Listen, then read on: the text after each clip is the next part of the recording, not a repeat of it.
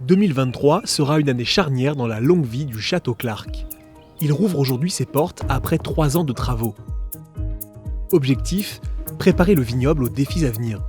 Les travaux vont nous apporter beaucoup. La capacité d'être plus précis vont nous amener à accroître le sens du détail et vont nous permettre aussi de faire face à la nouvelle donne climatique pendant au moins pour les 50 prochaines années, j'espère.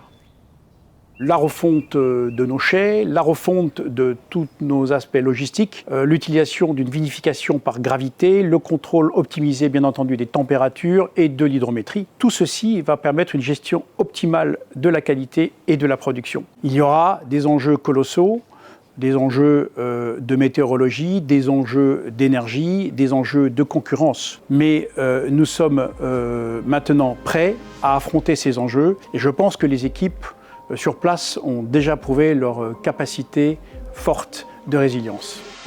2023 est aussi une date d'anniversaire, celui de l'acquisition par le baron Edmond de Rothschild il y a 50 ans d'un domaine qui était alors à reconstruire.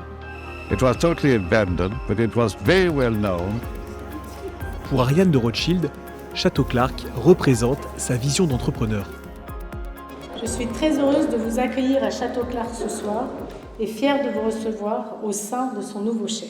C'est une façon de toujours se challenger, essayer de se réinventer. Avec Benjamin, là où on a poursuivi tout en transformant l'histoire viticole de cette famille, c'est en ayant une vision des vins du monde. Et on a démarré après Edmond cette série d'achats et de partenariats dans différents endroits du monde, parmi les meilleurs vins de chaque pays, avec une méthode bordelaise pour montrer ce qui pouvait se faire de mieux de ce que nous on avait appelé la stratégie Wines of the World. Derrière les chais, c'est un autre Château Clark qui se dévoile, celui d'Olivia, Ève, Alice, Noémie.